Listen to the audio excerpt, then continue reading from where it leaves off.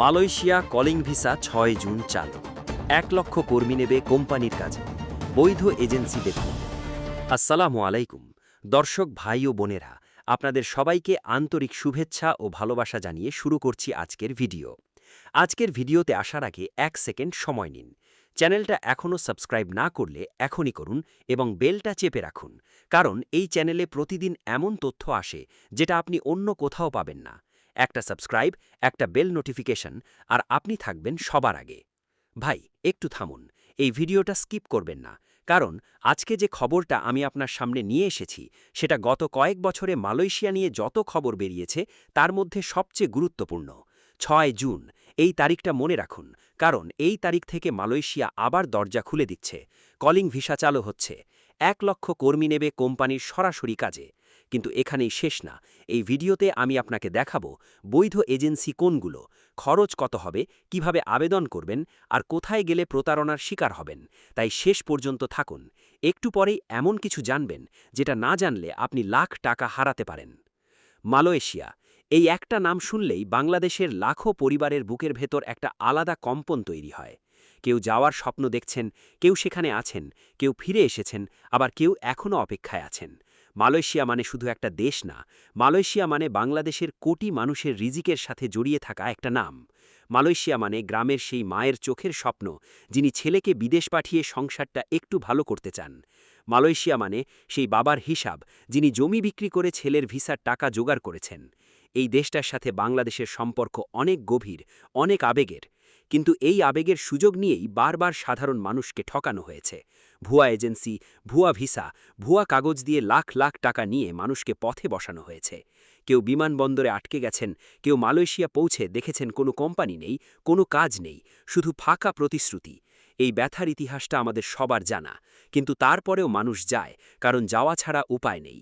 এই দেশে কর্মসংস্থান কম, সুযোগ কম, আর স্বপ্ন অনেক বেশি। তাই মালয়েশিয়া বন্ধ হলে মানুষ কাঁদে, আর খুললে মানুষ দৌড়ায়। এবারও তাই হবে।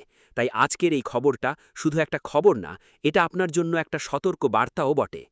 এখন আসুন মূল খবরে। বাংলাদেশ সরকারের প্রবাসী কল্যাণ ও বৈদেশিক কর্মসংস্থান মন্ত্রণালয় এবং মালয়েশিয়ার মানব সম্পদ মন্ত্রণালয়ের মধ্যে দীর্ঘ আলোচনার পর সিদ্ধান্ত হয়েছে যে আগামী ৬ জুন থেকে মালয়েশিয়া কলিং ভিসা আনুষ্ঠানিকভাবে চালু হবে।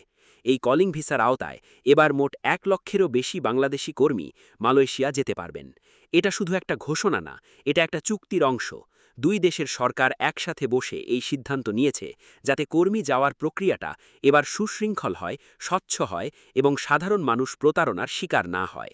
কলিং ভিসা জিনিসটা কি সেটা অনেকে বোঝেন না। অনেকে ভাবেন হয়তো কোনো ফোন করলেই ভিসা পাওয়া যাবে। না ভাই, বিষয়টা সেরকম না। কলিং ভিসা বলতে বোঝায় মালয়েশিয়ার কোনো নির্দিষ্ট কোম্পানি সরাসরি বাংলাদেশ থেকে কর্মী নিতে চাইলে সেই কোম্পানি বাংলাদেশ সরকার অনুমোদিত রিক্রুটিং এজেন্সির মাধ্যমে কর্মী ডেকে পাঠায়। মানে হলো কোম্পানি আগেই সিদ্ধান্ত নিয়েছে তারা কতজন কর্মী নেবে, কোন ধরনের কাজে নেবে, বেতন কত হবে, থাকার ব্যবস্থা কি হবে, সবকিছু আগে থেকে নির্ধারিত থাকে।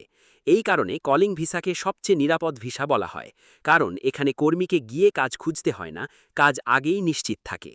এবারের কলিং ভিসায় কোন কোন সেক্টরে কর্মী নেওয়া হবে সেটা জানাটা খুবই জরুরি, কারণ সব ধরনের কাজে না গিয়ে নিজের দক্ষতা অনুযায়ী কাজে গেলে মালয়েশিয়ায় টিকে থাকা অনেক সহজ হয়।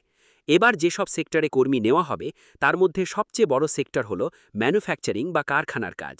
মালয়েশিয়ায় শত শত electronics factory, garments factory, plastic factory, খাদ্যপণ্য তৈরির কারখানা আছে, যেখানে প্রচুর বাংলাদেশি কর্মী কাজ করেন। এই সেক্টরে বেতন সাধারণত ১২০০ থেকে ১৮০০ রিঙ্গিত পর্যন্ত হয়ে থাকে। বাংলাদেশি টাকায় হিসাব করলে প্রায় ৩০,০০০ থেকে ৪৫,০০০ টাকা মাসে। ওভারটাইম করলে এর চেয়েও বেশি আয় করা সম্ভব। এরপরেই আসে কনস্ট্রাকশন বা নির্মাণ কাজের সেক্টর। মালয়েশিয়া এখনও ব্যাপকভাবে নির্মাণ কাজ চলছে। নতুন শহর গড়ে উঠছে, নতুন রাস্তা হচ্ছে, নতুন বিল্ডিং উঠছে। এই সেক্টরে কাজ কঠিন, কিন্তু বেতনও ভালো। দক্ষ শ্রমিকরা মাসে ১৫০০ থেকে ২২০০ রিঙ্গিত পর্যন্ত আয় করতে পারেন। রড বাঁধাই, ঢালাই, রাজমিস্ত্রি, টাইলস, পেইন্টিং, ইলেকট্রিক্যাল কাজে দক্ষ শ্রমিকদের চাহিদা সবচেয়ে বেশি। যারা এই ধরনের কাজে দক্ষ, তাদের জন্য এবারের ভিসা হতে পারে সোনার সুযোগ। প্ল্যান্টেশন বা বাগান সেক্টরেও এবার প্রচুর কর্মী নেওয়া হবে। পাম অয়েল বাগান থেকে শুরু করে রাবার বাগান, এই সব জায়গায় বাংলাদেশি কর্মীদের দীর্ঘদিনের অভিজ্ঞতা আছে। তবে বাগানের কাজ শহর থেকে দূরে হয়। পরিবেশ একটু আলাদা হয়, কিন্তু থাকা খাওয়ার ব্যবস্থা সাধারণত কোম্পানিই করে দেয়, ফলে খরচ কম থাকে আর সঞ্চয় বেশি হয়। অনেক কর্মী বাগানে কাজ করে দ্রুত টাকা জমাতে পেরেছেন। সার্ভিস সেক্টরেও এবার কর্মী নেওয়া হবে। রেস্তোরাঁ, হোটেল, পরিষ্কার পরিচ্ছন্নতার কাজ, নিরাপত্তা কর্মী, এই ধরনের কাজে বাংলাদেশিদের চাহিদা মালয়েশিয়ায় সবসময়ই থাকে। এই সেক্টরে যারা ভালো ইংরেজি বা মালয় ভাষা জানেন তাদের জন্য সুযোগ আরও বেশি। এখন আসুন জানি এই ভিসার জন্য আবেদন করতে কি লাগবে। এই তথ্যটা মিস করলে পরে অনেক সমস্যায় পড়বেন। প্রথমত, আপনার পাসপোর্ট থাকতে হবে এবং সেই পাসপোর্টের মেয়াদ কমপক্ষে 2 বছর থাকতে হবে।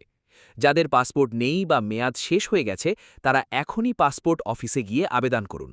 পাসপোর্ট বানাতে বা নবায়ন করতে সময় লাগে, তাই দেরি না করে এখনই শুরু করুন। দ্বিতীয়ত, জাতীয় পরিচয়পত্র লাগবে। তৃতীয়ত, শিক্ষাগত সনদ লাগবে।